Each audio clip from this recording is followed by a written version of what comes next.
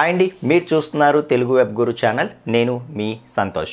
ఈ లెక్చర్లో మనం డేటాబేస్ సిస్టమ్ స్ట్రక్చర్ గురించి నేర్చుకుందాం friends. So total database system యొక్క స్ట్రక్చర్ ఏ విధంగా ఉంటుంది, ఒక డేటాబేస్ సిస్టంలో ఏ కాంపోనెంట్స్ ఉంటాయి, ఓకే, అలాగే ఒక డేటాబేస్ సిస్టంతో ఎలాంటి యూజర్స్ అంటే ఎన్ని టైప్స్ ఆఫ్ యూజర్స్ ఒక డేటాబేస్ సిస్టంతో ఇంటరాక్ట్ అవుతారు, ఇవన్నీ కూడా ఇప్పుడు వెరీ క్లియర్గా మనం నేర్చుకుందాం ఫ్రెండ్స్.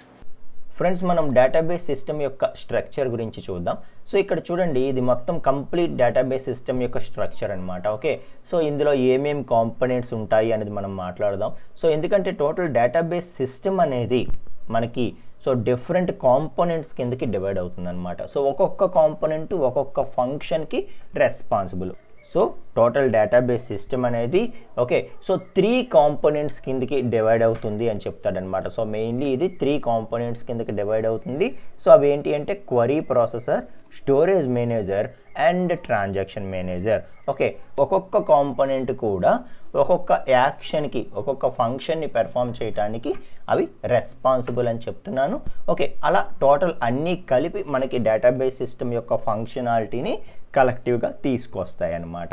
ఓకే, సో ఫస్ట్ మనం స్టోరేజ్ మేనేజర్ గురించి మాట్లాడితే, సో ఈ స్టోరేజ్ మేనేజర్ అనేది ఎందుకు మనకు అవసరం అనంటే, సో ఈ స్టోరేజ్ మేనేజర్ యొక్క రెస్పాన్సిబిలిటీస్ ఏంటి అనంటే, సో చూడండి, జనరల్గా ఏదైనా సరే మనం డేటాబేస్లో స్టోర్ చేస్తుంటాము. ఓకే, సో ఎప్పుడైతే ఆ డేటాబేస్ అనేది ఇయర్స్ ఆఫ్ డేటా, కొన్ని సంవత్సరాల నుండి అలా డేటా స్టోర్ చేస్తూ కంటిన్యూ అవుతూ ఉంటుందో, ఫర్ ఎగ్జాంపుల్ ఒక ఫేస్బుక్ ప్రాజెక్ట్ తీసుకుందాం. ఓకే, సో ఫేస్బుక్ డేటాబేస్ మనం తీసుకుంటే రోజుకి చాలామంది మిలియన్స్ ఆఫ్ యూజర్స్ పెరిగిపోతూనే ఉంటారు వాడికి. ఓకే, సో అలా కొన్ని సంవత్సరాల నుండి ఎంతమంది యూజర్స్ ఉన్నారు, ఎన్ని పోస్ట్స్ ఉన్నాయి, ఎన్ని ఫొటోస్ ఉన్నాయి, ఎన్ని వీడియోస్ పోస్ట్ చేశాము, ఎన్ని కామెంట్స్ పోస్ట్ చేశాము, ప్రతిదీ స్టోర్ చేస్తూనే ఉండాలి. అంటే రోజుకి ఏమవుతుందండి, డేటా అలా పెరిగిపోతూ ఉంటుంది కదా. సో ఎంబీలు, అక్కడ నుండి జీబీస్, అక్కడ నుండి టీబీస్ నుండి పెటాబైట్స్, సో ఇలా డేటా అనేది పెరిగిపోతూనే ఉంటుంది, అవునా కాదా?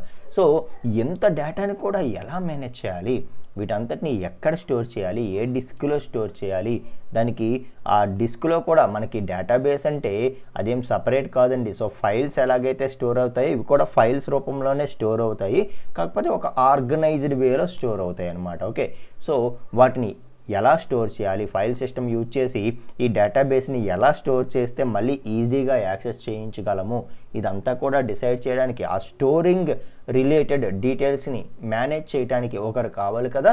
So that is nothing but storage manager అనమాట. ఓకే, సో మన డేటాని ఎక్కడ స్టోర్ చేయాలి, ఏ ఫైల్ ఆర్గనైజేషన్ యూజ్ చేయాలి, ఆ ఫైల్స్ని ఎలా డీల్ చేయాలి, అంటే డేటాని స్టోర్ చేయటం, రిట్రీవ్ చేయటం, అప్డేట్ చేయటం, సో డైరెక్ట్గా డేటాతో డీల్ చేయటం అనేది ఏదైతే ఉందో అదంతా కూడా స్టోరేజ్ మేనేజరే చూసుకుంటుంది అని మనం చెప్పొచ్చు అనమాట.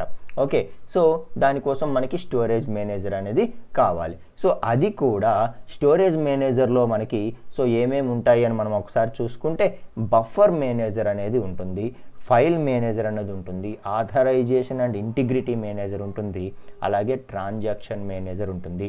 సో ఇవి ఏవైతే పెర్ఫామ్ చేస్తాయో కలెక్టివ్గా అవన్నీ కూడా స్టోరేజ్ మేనేజర్ యొక్క రెస్పాన్సిబిలిటీస్ అని మనం చెప్పొచ్చు అనమాట. సో ఇక్కడ చూస్తే ఆథరైజేషన్ అండ్ ఇంటిగ్రిటీ మేనేజర్ అని ఉంది కదా. సో స్టోరేజ్ మేనేజర్ అనేది ఏం చేస్తుంది అంటే ఆథరైజేషన్స్ చెక్ చేస్తుంది, అలాగే ఇంటిగ్రిటీ కన్స్ట్రెయింట్స్ ఏమైనా ఉంటే వాటిని కూడా చెక్ చేస్తుంది. సో లాస్ట్ క్లాస్లో ఏదైతే మనం ఆథరైజేషన్ అనుకున్నామో, అంటే ఎవరైనా ఒక డేటాబేస్ యూజర్ ఒక యాక్షన్ పెర్ఫామ్ చేయడానికి రిక్వెస్ట్ చేసినప్పుడు, so whether that user is authorized to perform that action or not అనేది మనం చెక్ చేయాలి. ఓకే, సో ఒక యూజరు ఒక డేటాబేస్కి సంబంధించినటువంటి ఒక యాక్షన్కి రిక్వెస్ట్ పెట్టినప్పుడు అసలు వీడి యాక్షన్ చేయడానికి వీడికి రైట్ ఉందా లేదా, వీడు అసలు ఆథరైజ్డా కాదా, ఏమో వీడికి రీడ్ అనే పర్మిషనే ఉందేమో, వీడు రైట్ చేయడానికి ట్రై చేస్తున్నాడేమో. ఓకే, సో ప్రతి ఆథరైజేషన్ చెక్ చేయాలి కదా. సో ఆ చెక్ చేసేది ఎవరు, స్టోరేజ్ మేనేజరే. సో అలాగే ఇంటిగ్రిటీ మేనేజర్గా కూడా ఇది వర్క్ అవుతుంది. సో ఇంటిగ్రిటీ మేనేజర్ అంటే ఏంటి, సో ఇంటిగ్రిటీ కన్స్ట్రెయింట్స్ అన్ని చెక్ చేయాలి. మనం అనుకున్నాం ఇంటిగ్రిటీ, రెఫరెన్షియల్ ఇంటిగ్రిటీ కన్స్ట్రెయింట్స్ నేర్చుకున్నాం. ఓకే, సో ఒక టేబుల్లో నువ్వు డేటా ఎంటర్ చేయాలంటే అది ఇంకో టేబుల్లో ఎగ్జిస్ట్ అయితేనే ఎంటర్ చేయాలి. అలాగే ఒక టేబుల్లో ఉండే ఒక కాలంలో ఉండేటటువంటి వాల్యూస్ అన్ని యూనిక్ వాల్యూస్ ఉండాలి. ఇవంతా అనుకున్నాం కదా, రెఫరెన్షియల్ ఇంటిగ్రిటీ. సో ఆ కన్స్ట్రెయింట్స్ ఇవన్నీ కూడా ఎవరు చెక్ చేస్తారు, స్టోరేజ్ మేనేజరే చెక్ చేస్తుంది అని చెప్తున్నాను. దాంతోపాటు ఫైల్స్తో డైరెక్ట్గా డీల్ చేయాలి. ఓకే, సో మన డేటాని ఫైల్స్ రూపంలో స్టోర్ చేయాలి, మళ్ళీ యూజర్ నుండి డేటాని రిట్రీవ్ చేయమనో అప్డేట్ చేయమనో డిలీట్ చేయమనో రిక్వెస్ట్ వచ్చినప్పుడు మళ్ళీ ఫైల్ మేనేజర్ ద్వారా ఆ ఫైల్స్కి డైరెక్ట్గా కనెక్ట్ అయ్యి మనకి కావాల్సిన యాక్షన్ పెర్ఫామ్ చేయడానికి ఫైల్ మేనేజర్ అనేది ఉందన్నమాట. Okay, so and at the same time మనకి బఫర్ మేనేజర్. ఓకే, సో చూడండి, జనరల్గా మనం ఇందాకే అనుకున్నాం ఫేస్బుక్ లాంటి ఒక బిగ్ ప్రాజెక్ట్ తీసుకుంటే వాళ్ళ డేటా అనేది టీబీల్లో అలాగే పెటాబైట్స్లో కూడా ఉండొచ్చు అని అనుకున్నాం కదా. సో మరి అంత డేటాని స్టోర్ చేయాలంటే దానికి తగ్గ మెమరీ దొరకదు కదా. ర్యామ్ అనేది ఎంత ఉంటుంది, మహా అయితే 16 GB 32 GB 64 GB ఇలా తక్కువ ర్యామే మనకు దొరుకుతుంది, కానీ టీబీల్లో పెటాబైట్స్లో మనకి ర్యామ్స్ దొరకవు కదా. అప్పుడు మనం ఏం చేస్తాము, మన డేటా అంతటినీ కూడా సెకండరీ స్టోరేజ్ డిస్క్లో స్టోర్ చేస్తాం. ఫర్ ఎగ్జాంపుల్ హార్డ్ డిస్క్ అనుకోండి. సో ర్యామ్, సో ఏదైతే మనం ర్యామ్ మెయిన్ మెమరీ ఉందో దాంట్లో డేటా స్టోర్ చేయకుండా డిస్క్లో స్టోర్ చేస్తాం, హార్డ్ డిస్క్లో స్టోర్ చేసి సో ఎక్కడి నుండి మనకి ఎప్పుడైతే డేటా అవసరమో అప్పుడు కావాలనుకుంటే మనం మెయిన్ మెమరీకి ఆ డేటాని తీసుకువెళ్తూ ఉంటాం అన్నమాట. ఓకే, అయితే జనరల్గా ఎలా ఉంటుందంటే ఈ మెయిన్ మెమరీ అనేది ఏదైతే ఉందో ఇది చాలా ఫాస్ట్గా ఉంటుంది డేటాని ట్రాన్స్ఫరింగ్ విషయంలో. బట్ ఈ హార్డ్ డిస్క్ అనేది ఏదైతే ఉందో ఇది చాలా స్లోగా ఉంటుంది అనమాట. సో నీకు అవసరం ఉన్నప్పుడు కొద్ది డేటాని హార్డ్ డిస్క్ నుండి మెయిన్ మెమరీకి పంపించడం, మళ్ళీ ఆ పార్ట్ అయిపోయిన తర్వాత దాన్ని బ్యాక్ చేసేసి అప్పుడు ఇంకొక పార్ట్ని మళ్ళీ ఇక్కడికి పంపించడం, అది అయిపోయిన తర్వాత మళ్ళీ దాన్ని బ్యాక్ చేసి ఇంకో పార్ట్ని పంపించడం, ఇలా పార్ట్గా మెయిన్ మెమరీకి పంపిస్తూ ఉంటే మనకు కావాల్సిన యాక్షన్ అనేది పెర్ఫామ్ అవుద్ది జనరల్గా. కానీ ఈ డేటా ట్రాన్స్ఫర్స్ ఏవైతే ఉన్నాయో వీటిని వీలైనంత వరకు మనం తగ్గించాలి. ఎందుకంటే ఈ హార్డ్ డిస్క్ అనేది చాలా స్లోగా ఉంటుంది అనమాట డేటా ట్రాన్స్ఫరింగ్ విషయంలో దీంతో కంపేర్ చేస్తే. ఓకే, సో అలాంటప్పుడు మనం ఏం చేయాలంటే దీనికి మధ్యలో ఒక బఫర్ని పెడతాం. సో దీనికి మధ్యలో ఒక బఫర్, ఒక టెంపరరీ మెమరీ అనమాట. ఓకే, సో ఇది ఫాస్ట్గా డేటాను ట్రాన్స్మిట్ చేస్తుంటే అంత స్పీడ్గా ఇది రిసీవ్ చేసుకోలేకపోవచ్చు, అప్పుడు మధ్యలో కొంత డేటా మిస్ అయిపోవచ్చు. అందుకు సో ఇది ఏం చేస్తుందంటే ముందు ఆ డేటాని ఇక్కడికి పంపిస్తుంది, సో ఇక్కడ నుండి స్లోగా ఇది రీడ్ చేసుకుంటూ ఉంటుంది అనమాట. అర్థమైందా? సో డైరెక్ట్గా మెయిన్ మెమరీ ఫాస్ట్గా డేటాని ట్రాన్స్మిట్ చేస్తూ ఉంటే హార్డ్ డిస్క్ అంత స్పీడ్గా దాన్ని రిసీవ్ చేసుకోలేకపోవచ్చు, మధ్యలో కొంత డేటా మనం మిస్ అయ్యే ఛాన్స్ ఉంది. ఓకే, సో ట్రాన్స్ఫరింగ్లో మిస్ అయ్యే ఛాన్స్ ఉంది. అలా లేకుండా మనం ఏం చేస్తామంటే మధ్యలో ఒక బఫర్ని పెట్టచ్చు. ఆ బఫర్ మేనేజింగ్ అంతా కూడా మనకు చూసుకోవడానికి బఫర్ మేనేజర్.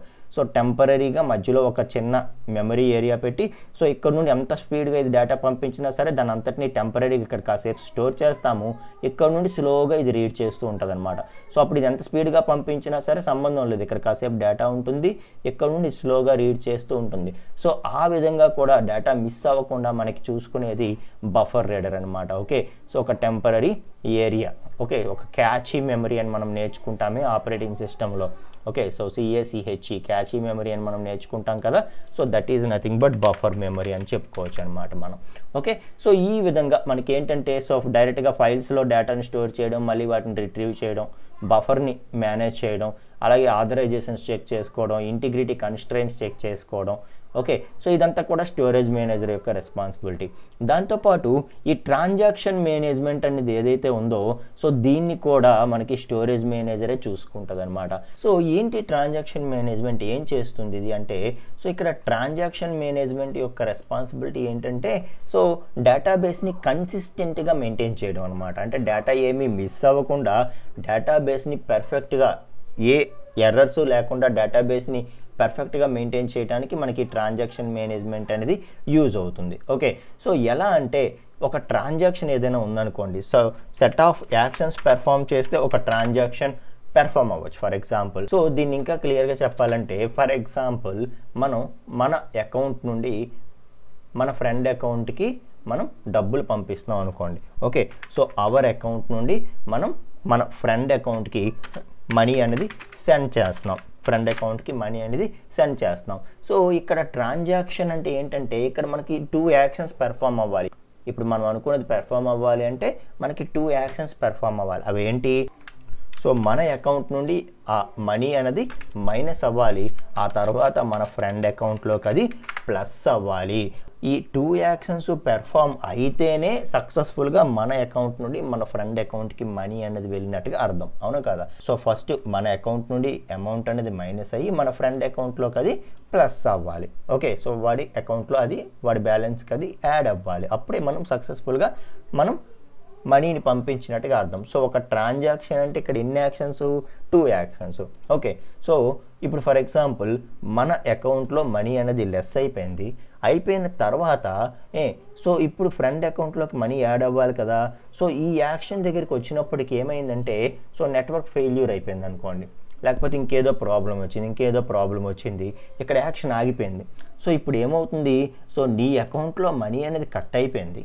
సో కట్ అయిపోయి నీ ఫ్రెండ్ అకౌంట్లో అది యాడ్ అవ్వలేదు, ఇక్కడ బ్లాక్ అయిపోయింది అమౌంట్. ఓకే, సో ఇలాంటి కేసు వచ్చినప్పుడు ఏం చేయాలండి? సో ట్రాన్సాక్షన్ మేనేజ్మెంట్ ఏం చేస్తుందంటే ఇలాంటి కేసులో అయితే మొత్తం అన్నీ జరగాలి యాక్షన్స్, లేదంటే ఏది జరగకూడదు అనేది చూసుకుంటుంది అనమాట. సో ట్రాన్సాక్షన్ మేనేజ్మెంట్ ఏం రెస్పాన్సిబిలిటీ తీసుకుంటుంది? ఓకే, సో ఈ యాక్షన్ పెర్ఫామ్ అయ్యింది, ఈ యాక్షన్ పెర్ఫామ్ అవ్వలేదు కాబట్టి వెంటనే ఏం చేస్తుందంటే రెండింటిని క్యాన్సిల్ చేసి పడేస్తుంది. అంటే ఇప్పుడు ఫర్ ఎగ్జాంపుల్ ఈ యాక్షన్ పెర్ఫామ్ అయింది కాబట్టి ఏదైతే మైనస్ అయిందో మళ్ళీ నీ అమౌంట్ నీకు వెంటనే బ్యాక్ చేసి పడేస్తుంది అనమాట. సో జరిగితే మొత్తం ఈ ట్రాన్సాక్షన్లో అన్ని యాక్షన్స్ జరగాలి, లేకపోతే ఏది జరగకూడదు అని చూసుకునేది ఎవరు?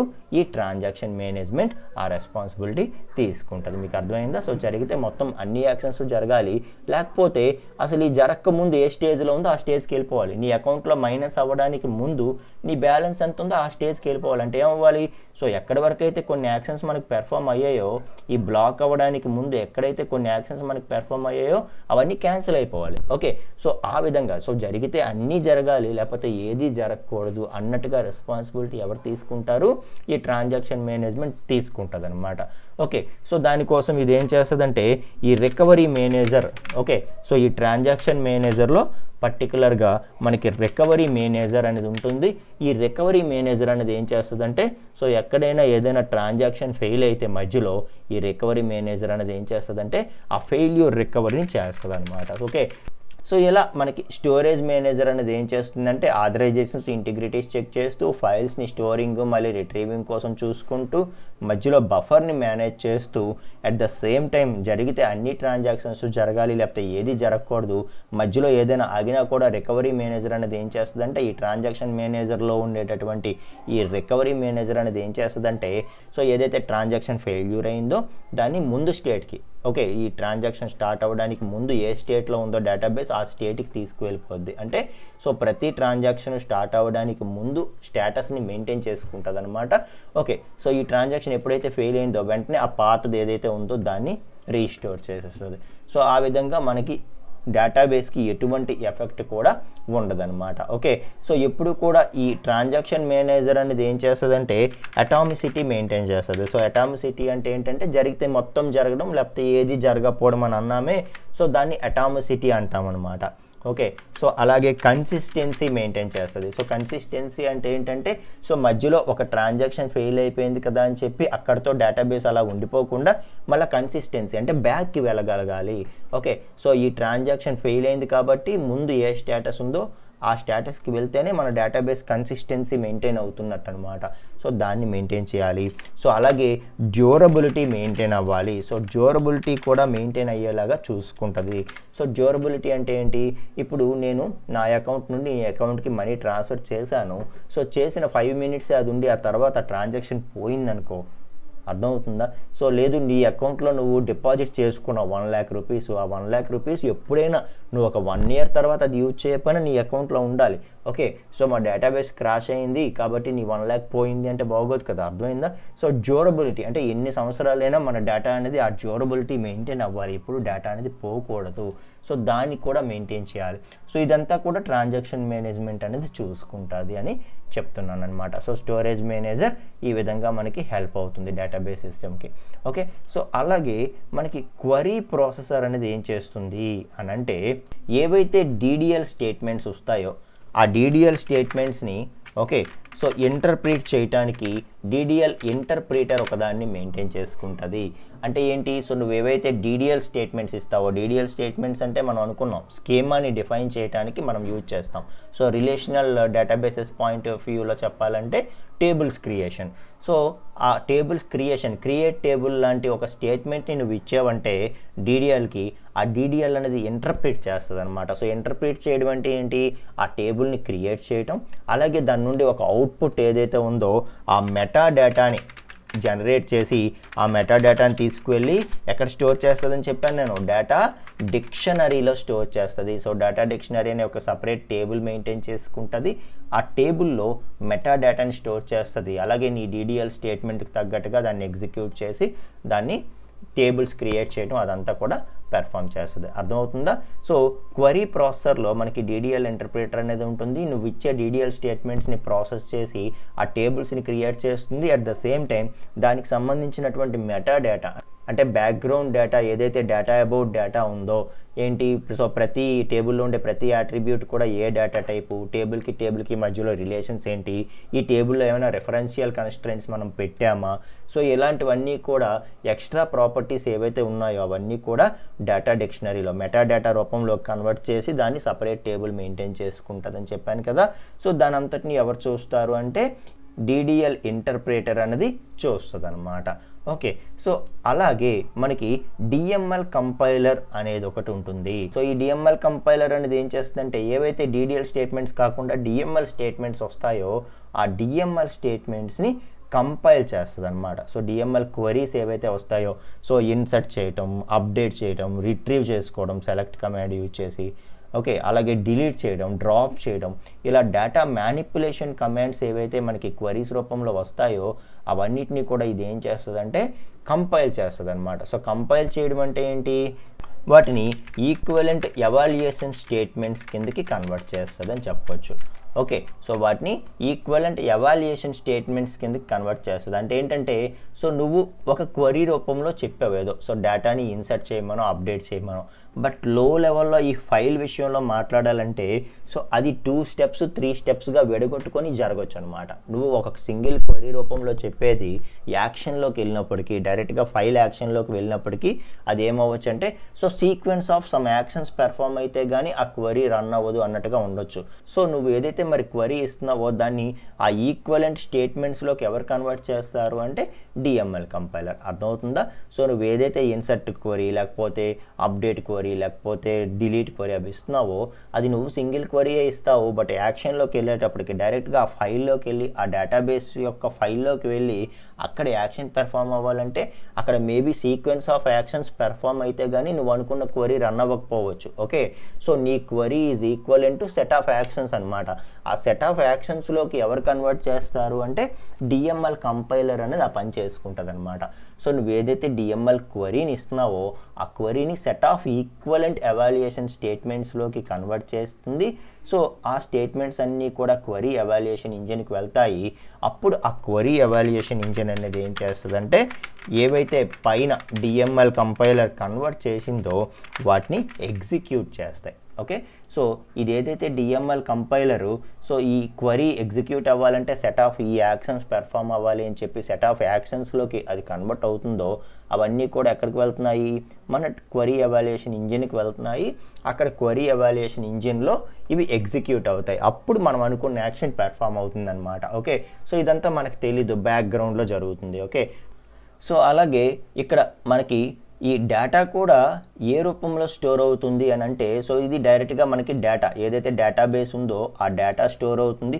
ఓకే, సో అలాగే data dictionary, so data dictionary అంటే సపరేట్ టేబుల్ అనుకున్నాం కదా మెటా డేటా స్టోర్ అవుతుందని, సో అది స్టోర్ అవుతుంది. అలాగే ఇండిసెస్ అంటే ఏంటి? సో మనం ప్రైమరీ కీ అని ఇలా సపరేట్ ఇండెక్స్ మెయింటైన్ చేస్తాం అనమాట. ఓకే, సో ఏదైతే మనం డేటాని డేటాబేస్లో స్టోర్ చేస్తున్నామో మళ్ళీ వాటిని ఈజీగా రిట్రీవ్ చేయాలంటే మనకి ఇండెక్స్ అనేది సపరేట్గా స్టోర్ చేస్తే మనం డేటాని ఫాస్ట్గా సెర్చ్ చేయగలం. ఇప్పుడు ఒక టెక్స్ట్ బుక్ ఉందనుకోండి, సో ముందు ఇండెక్స్ లేదనుకోండి, అసలు ముందు ఇండెక్స్ లేదు, సో నేను మీకు ఒక ఇండెక్స్ పేజు ఏదైనా రిమూవ్ చేసేసి ఒక టెక్స్ట్ బుక్ ఇచ్చాను, చాలా పెద్ద 1000 పేజెస్ టెక్స్ట్ బుక్ ఇచ్చి ఇందులో ఈ టాపిక్ ఎక్కడుందో వెతుకు అని చెప్పి నీకు ఒక టాపిక్ చెప్పాను అనుకో, ఎంత టైం పడుతుంది నీకు? అర్థమైందా? సో నువ్వు డేటా అంతా స్టోర్ చేసావు బుక్లో, ఆథర్ ఎవరైతే ఉన్నారో ఆ బుక్ రాసిన వాళ్ళు చక్కగా స్టోర్ చేశారు. బట్ డేటా సెర్చింగ్ ఏదైతే ఉందో అది మనకి అంతే ఫాస్ట్గా అవ్వాలి కదా. నీకు ఒక టాపిక్ ఏ పేజ్లో ఉంది అంటే నువ్వు ఇండెక్స్ లేని ఒక బుక్ని ఒక టాపిక్ వెతకాలంటే నీకు ఎంతసేపు పడుతుంది, అర్థమైందా? సో అలా కాకుండా బుక్ ఇండెక్స్ మెయింటైన్ చేస్తున్నావు అనుకో, సో స్టార్టింగ్ ఇండెక్స్లోకి వెళ్తావు, సో నీకు కావాల్సిన టాపిక్ ఏ పేజ్లో ఉందో చూసుకొని టక్ మన ఆ పేజ్కి నువ్వు రీచ్ అయిపోతావు. అంటే ఎంత ఫాస్ట్గా అవుతుంది డేటా సెర్చింగ్ అనేది, అర్థమైందా? సో ఇండెక్స్ని సపరేట్గా సేవ్ చేయటం వల్ల ఏ డేటాబేస్కైనా సెర్చింగ్ ఆపరేషన్ అనేది చాలా ఫాస్ట్ అవుతుంది. సో దాన్ని మనం అచీవ్ చేయాలంటే ఇక్కడ మనం ఏం చేస్తామంటే, సో మన డేటాని సపరేట్గా స్టోర్ చేస్తూ, సో డేటాకి సంబంధించినటువంటి ఆ ఇండిసెస్ ఏవైతే ఉన్నాయో, ఆ ఇండెక్స్ ఏదైతే ఉన్నాయో, ఇండెక్స్ తాలూకా యాట్రిబ్యూట్స్ ఏవైతే ఉన్నాయో వాటిని సపరేట్గా మనం స్టోర్ చేస్తాము. సో దట్ ఆ ఇండెక్స్ని పట్టుకొని ఈ డేటాని మనం ఈజీగా స్టోర్ చేయొచ్చు. సో ఈ విధంగా డేటా వేరేగా, ఇండెక్స్ వేరేగా, అలాగే డేటా డిక్షనరీ టేబుల్ వేరేగా స్టోర్ అవుతుంది అనమాట. ఓకే, సో ఎలా స్టోర్ అవుతుంది? ఈ విధంగా క్వరీ ప్రాసెసర్ అని, స్టోరేజ్ మేనేజర్ అని, ట్రాన్సాక్షన్ మేనేజర్ అని మనకి ఏవైతే కావాలో ఆ కాంపోనెంట్స్ మనకి కావాల్సిన యాక్షన్ని పెర్ఫామ్ చేస్తాయి ఫైనల్లీ. సో అలాగే మన డేటాబేస్ సిస్టమ్కి సంబంధించి టోటల్ యూజర్స్, ఎలాంటి టైప్ ఆఫ్ యూజర్స్ డేటాబేస్తో ఇంటరాక్ట్ అవుతూ ఉంటారు అంటే, సో ఫస్ట్ మనం నేవ్ యూజర్స్ గురించి చెప్పుకోవాలి. సో వీళ్ళు ఏంటంటే ఏదైనా అప్లికేషన్ని డైరెక్ట్గా యూజ్ చేస్తున్న వాళ్ళు అనమాట. ఓకే, ఫర్ ఎగ్జాంపుల్ మనమే ఉన్నాము, సో ఫేస్బుక్ని మనం యూజ్ చేస్తున్నాం. సో ఫేస్బుక్ డేటాబేస్కి సంబంధించినంత వరకు మనం నేవ్ యూజర్స్ అనమాట. సో మనం అన్సోఫిస్టికేటెడ్ యూజర్స్, మనం నేవ్ యూజర్స్ అనమాట. సో మన పని ఏంటి? సో ఫేస్బుక్ వాడు ఒక ఇంటర్ఫేస్ ఇస్తాడు. ఓకే, లాగిన్ ఫామ్ అని, రిజిస్ట్రేషన్ ఫామ్ అని ఒక ఇంటర్ఫేస్ ఇస్తాడు మనకి. సో ఆ ఫామ్స్ యూజ్ చేసుకొని మనం లోపలికి ఎంటర్ అవుతాం. సో లాగిన్ డీటెయిల్స్ ఇస్తాము, లాగిన్ డీటెయిల్స్ అనేవి డేటాబేస్కి వెళ్తాయి. అవి కరెక్ట్ అయితే మనకి లోపలికి ఎంటర్ చేయడం, లేకపోతే ఎంటర్ చేయకపోవడం జరుగుతుంది. అంతేగాని ఆ ఫేస్బుక్కి సంబంధించి ఇంకా మనం ఏమీ పెర్ఫామ్ చేయలేం. సో మనం డైరెక్ట్ యూజర్స్ అనమాట. ఓకే, సో మనం ఇక్కడ చేయగలిగిందల్లా, నేవ్ యూజర్స్ చేయగలిగిందల్లా ఏంటి? ఆ యూజర్ ఇంటర్ఫేస్ ఏదైతే ఉందో ఆ సాఫ్ట్వేర్ తాలూకుది, దాని ద్వారా ఆ సాఫ్ట్వేర్ని యూజ్ చేసుకోవడమే మనం చేయగలం అనమాట. సో అలా కాకుండా సో డైరెక్ట్గా ఈ డేటాబేస్తో ఇంటరాక్ట్ అయ్యేవాళ్ళు వీళ్ళిద్దరనమాట. సో ఆల్రెడీ డేటాబేస్ క్రియేట్ చేయబడింది. సో క్రియేట్ చేయబడిన తర్వాత ఇంటరాక్ట్ అయ్యేవాళ్ళు వీళ్ళు. ఓకే, సో అప్లికేషన్ ప్రోగ్రామర్స్ కావచ్చు, సోఫిస్టికేటెడ్ యూజర్స్ కావచ్చు. సో ఈ అప్లికేషన్ ప్రోగ్రామర్స్ అనేవాళ్ళు డేటాబేస్తో ఎలా ఇంటరాక్ట్ అవుతారు అని అంటే, సో వీళ్ళు ఏం చేస్తారంటే, సో ఏదో ఒక ప్రోగ్రామింగ్ లాంగ్వేజ్ యూజ్ చేసి అప్లికేషన్ ప్రోగ్రామ్స్ రాస్తారనమాట. ఓకే, సో జావానో, C++, సిఓ ఏదో ఒకటి యూజ్ చేసి డేటాబేస్ కనెక్టివిటీ అన్న కాన్సెప్ట్ ద్వారా వీళ్ళు ఏం చేస్తారంటే డేటాబేస్కి కనెక్ట్ అవుతారు. ఆ విధంగా వీళ్ళకి కావాల్సినటువంటి యాక్షన్స్ పెర్ఫామ్ చేసుకుంటారు. సో వీళ్ళు అప్లికేషన్ ప్రోగ్రామ్స్ రాస్తారు. ఓకే, సో ఈ అప్లికేషన్ ప్రోగ్రామ్స్ని మళ్ళీ కంపైల్ చేసి, ఓకే, సో ఆ విధంగా ఒక ఆబ్జెక్ట్ కోడ్ జనరేట్ అవుతుంది 0s and 1sలోకి. సో జనరేట్ అయిన తర్వాత వీడు ఏదైతే యాక్షన్ అడుగుతున్నాడో అది మళ్ళీ ఎవాల్యుయేషన్ స్టెప్స్లోకి మారుతుంది. అప్పుడు క్వరీ ఎవాల్యుయేషన్ ఇంజిన్ అనేది డేటాబేస్తో కనెక్ట్ అయ్యి వీడికి కావాల్సినటువంటి యాక్షన్ని పెర్ఫామ్ చేస్తుంది. ఓకే, సో అలా కాకుండా ఈ సోఫిస్టికేటెడ్ యూజర్ అనేవాడు ఎవడైతే ఉన్నాడో వీడు డేటాబేస్ అనలిస్ట్స్ అంటాం మనం వీళ్ళని. సో వీళ్ళు ఎవరైతే ఉన్నారో వీళ్ళలాగా వీళ్ళు ఏ ప్రోగ్రామింగ్ లాంగ్వేజ్ యూజ్ చేసి అప్లికేషన్ ప్రోగ్రామర్స్ లాగా ప్రోగ్రామ్ రాయడం ఏమి ఉండదు. డైరెక్ట్గా సమ్ క్వరీ టూల్స్ యూజ్ చేసుకొని వీళ్ళు ఏం చేస్తారంటే క్వరీస్ రాస్తారు. సో డైరెక్ట్గా క్వరీ టూల్స్ ద్వారానో లేకపోతే డైరెక్ట్గా క్వరీస్ పంపడం ద్వారానో వీళ్ళు ఏం చేస్తారంటే డైరెక్ట్గా క్వరీస్తో డేటాబేస్ కనెక్ట్ అయిపోతారు. వీళ్ళు అలా కాదు, క్వరీస్ రాయరు వీళ్ళు. ఓకే, సో అప్లికేషన్ ప్రోగ్రామ్స్ ద్వారా C++, జావా, పైథాన్ ఇలాంటి ప్రోగ్రామింగ్ లాంగ్వేజ్ కోడ్ యూజ్ చేసుకొని డేటాబేస్కి కనెక్ట్ అవుతారు. వీళ్ళు డైరెక్ట్గా క్వరీస్ని యూజ్ చేసుకొని డేటాబేస్కి కనెక్ట్ అవుతారు. ఓకే, సో ఈ విధంగా 2 types ఆఫ్ యూజర్స్ మనకి డేటాబేస్తో ఇంటరాక్ట్ అయ్యే వాళ్ళు ఉంటారు. ఓకే, సో వీళ్ళిద్దరూ డేటాబేస్తో ఇంటరాక్ట్ అవ్వాలంటే ఎవడో ఒక డేటాబేస్ని డిజైన్ చేయాలిగా. ఆ స్కీమా డిఫైన్ చేయడం కావచ్చు. Okay, so total schema define చేయడం కావచ్చు. ఇదంతా ఎవరు చూసుకుంటారు? So none other than database administrators అనమాట. సో డేటాబేస్ అడ్మినిస్ట్రేటర్ అనేవాడు ఏం చేస్తాడు? సో ఈ స్కీమా అనేది ఎలా ఉండాలి, సో టోటల్ డేటాబేస్ యొక్క స్కీమా ఎలా ఉండాలి, ఎన్ని టేబుల్స్ ఉండాలి, సో ప్రతి టేబుల్ యాట్రిబ్యూట్స్ ఏమేమి ఉండాలి, ఇదంతా కూడా డిజైన్ చేసేది ఎవరు అంటే డేటాబేస్ అడ్మినిస్ట్రేటర్స్ అనమాట. ఓకే, సో మన డేటాబేస్ అడ్మినిస్ట్రేటర్స్ ఎవరైతే ఉంటారో సో వాళ్ళు స్కీమాని డిఫైన్ చేయడం వాళ్ళే, అంటే టోటల్ డేటాబేస్ ఎలా ఉండాలి, సో టోటల్ డేటాబేస్ స్కీమా అనమాట. ఓకే, సో ఎన్ని టేబుల్స్ ఉండాలి, for example relational database point of వ్యూలో మాట్లాడాలంటే సో ఎన్ని టేబుల్స్ ఉండాలి, సో ప్రతి టేబుల్ ఎన్ని అట్రిబ్యూట్స్ ఉండాలి, ఇదంతా వీళ్ళే చూడాలి. అలాగే స్టోరేజ్ స్ట్రక్చర్ కూడా వీళ్ళే డిఫైన్ చేసుకోవాలి. అలాగే ఇండిసెస్ ఏవైతే మనం మెయింటైన్ చేయాలనుకుంటున్నాం అవి వీళ్ళే డిఫైన్ చేసుకోవాలి. అలాగే ఆర్గనైజేషన్ తాలూకా నీడ్స్కి తగ్గట్టుగా ఎప్పటికప్పుడు ఏమైనా మోడిఫికేషన్స్ చేయాలన్నా వీళ్ళే డిసైడ్ చేస్తూ ఉండాలి. ఓకే, అలాగే ఏ టేబుల్ తాలూకా ఏ యాక్సెస్ ఏ యూజర్కి ఇవ్వాలి, ఒక టేబుల్ ఉందంటే దాని రీడ్ యాక్సెస్ ఎవరెవరికి ఇవ్వాలి, రైట్ యాక్సెస్ ఎవరెవరికి ఇవ్వాలి, అప్డేట్, డిలీట్, అలాగే పర్మిషన్స్ అన్ని ఏ ఆథరైజేషన్స్ ఏ యూజర్స్కి ఇవ్వాలి అన్నది కూడా వీళ్ళే డిసైడ్ చేయాలి. అలాగే రొటీన్ మెయింటెనెన్స్, సో డేటాబేస్ అనేది ఎప్పటికప్పుడు బ్యాకప్స్ తీస్తూ ఉండాలి. అది డైలీ బేసిస్, హవర్లీ బేసిస్, లేకపోతే వీక్లీ బేసిస్, మంత్లీ బేసిస్, ఏదో ఒక టర్మ్ పెట్టుకొని ఆ డేటాబేస్ మొత్తం బ్యాకప్ తీస్తూ ఉండాలి. సో పొరపాటున ఈ డేటాబేస్ సర్వర్ ఏదైతే ఉందో అది క్రాష్ అయిపోయింది అనుకోండి ఎప్పుడైనా, ఓకే, అప్పుడు మనం అంతవరకు స్టోర్ అయిన డేటా అంతా పోతుంది కదా. సో కాబట్టి ఏం చేయాలంటే ఎప్పటికప్పుడు బ్యాకప్స్ తీస్తూ ఉండాలి. సో దానివల్ల ఏమవుతుందంటే ఎప్పుడైనా డేటాబేస్ సర్వర్ క్రాష్ అయినా కూడా దాని ప్లేస్లో కొత్త సర్వర్ పెట్టి మనం ఏదైతే డేటాబేస్ బ్యాకప్ ఉందో దాంతో రీస్టోర్ చేసుకునే అవకాశం ఉంటుంది. అలాగే సో మన సర్వర్లో ఎంత స్పేస్ ఉంది అనేది ఎప్పటికప్పుడు వీళ్ళే మానిటరింగ్ చేస్తూ ఉండాలి అడ్మినిస్ట్రేటర్స్. ఓకే, సో కాబట్టి ఆ రొటీన్ మెయింటెనెన్స్ ఏవైతే ఉందో బ్యాకప్స్ తీసుకోవడం కావచ్చు, ఆ మెయింటెనెన్స్ ఏదైతే ఉందో ఆ స్పేస్ మీకు కరెక్ట్గా ఉందా లేదా, ఇంకా మెయింటెనెన్స్కి సో ఇంకా మనం డేటాను స్టోర్ చేయడానికి సరిపడా స్పేస్ ఉందా లేదా, ఓకే, సో ఇదంతా కూడా అనలైజ్ చేసుకోవడం, ఇదంతా కూడా డేటాబేస్ అడ్మినిస్ట్రేటర్స్ తాలూకా రెస్పాన్సిబిలిటీ అని మనం చెప్పొచ్చు అనమాట. సో ఈ విధంగా డైరెక్ట్ యూజర్స్ ఉంటారు. ఓకే, సో వీళ్ళు జస్ట్ అప్లికేషన్ ఇంటర్ఫేస్, ఈ అప్లికేషన్ ప్రోగ్రామర్స్ ఏదైతే ప్రోగ్రామ్ క్రియేట్ చేస్తారో దాని ద్వారా యూజ్ చేసుకుని ఆ అప్లికేషన్ ఇంటర్ఫేస్ ద్వారా జస్ట్ అప్లికేషన్ యూజ్ చేసుకోవడం మాత్రమే ఈ యూజర్స్ చేయగలరు. అలా కాకుండా ఈ వీళ్ళిద్దరు ఏం చేస్తారంటే ఆల్రెడీ ఈ అడ్మినిస్ట్రేటర్ అనేవాడు ఏదైతే డేటాబేస్ క్రియేట్ చేసి పెట్టాడో, ఓకే, ఈ యాక్షన్స్ అన్ని పెర్ఫామ్ చేసి ఏదైతే డేటాబేస్ క్రియేట్ చేశాడో, సో చేసిన తర్వాత వీళ్ళిద్దరు ఏం చేస్తారంటే ఎయిదర్ అప్లికేషన్ ప్రోగ్రామ్స్ ద్వారానైనా ఆ డేటాబేస్కి ఇంటరాక్ట్ అవుతారు, లేదు అంటే క్వరీస్ ద్వారానైనా ఇంటరాక్ట్ అవుతారు. అలా ఏంటంటే వీళ్ళిద్దరూ డేటాబేస్తో ఇంటరాక్ట్ అవుతారనమాట డైరెక్ట్గా. ఓకే, సో ఆ విధంగా మనకి ఏంటంటే డిఫరెంట్ టైప్స్ ఆఫ్ యూజర్స్ ఉంటారు అని మనం చెప్పొచ్చు అనమాట. ఓకే.